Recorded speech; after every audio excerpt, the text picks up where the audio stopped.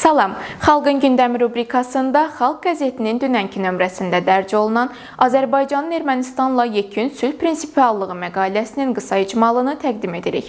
Məqalənin müəllifi Əvəz Cahangiroğludur.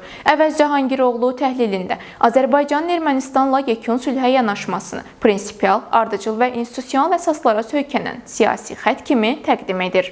Lakin bu faydanın davamlılığı üçün əsas şərt paraflanmış sülh sazişinin rəsmi imzalanması və hüquqi baxımdan möhkəmləndirilməsidir. Yazıda qeyd edilir ki, Prezident İlham Əliyev Münxendə Azərbaycanın dəyişməz mövqeyini bir daha açıqlayıb. Yekun sülh müqaviləsinin imzalanması üçün yeganə şərt Ermənistan Konstitusiyasında Azərbaycana qarşı ərazi iddiasını ehtiva edən müddiaların aradan qaldırılmasıdır. Bu, xüsusilə Ermənistanın İstiqlaliyyət Bəyannaməsinə istinadlarının əsas qanundan çıxarılmasını nəzərdə tutur və referendum yolu ilə həllini tapmalıdır.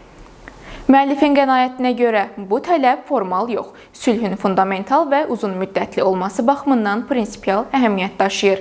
Əvəz Cahangiroğlu diqqətə çatdırır ki, Prezident İlham Əliyev Münxendə Fransa 24 kanalına müsahibəsində sülhün faktiki olaraq artıq mövcud olduğunu, normallaşma prosesinin uğurla getdiyini bildirib.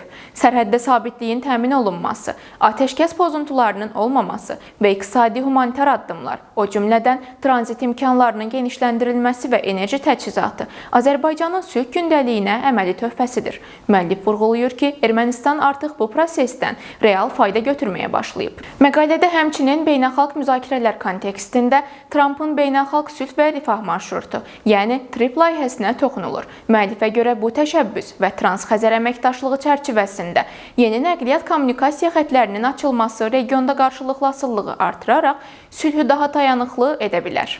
Prezident İlham Əliyevin çıxışında Çindən başlayaraq Mərkəzi Asiya, Trans-Xəzər, Azərbaycan, Ermənistan, Naxçıvan, Türkiyə və Avropanı birləşdirən marşrutun perspektivləri xüsusi vurğulanır. Bu isə sülhün yalnız siyasi sənəd kimi deyil, iqtisadi inteqrasiya vasitəsi kimi möhkəmləndirilməsi anlamına da gəlir.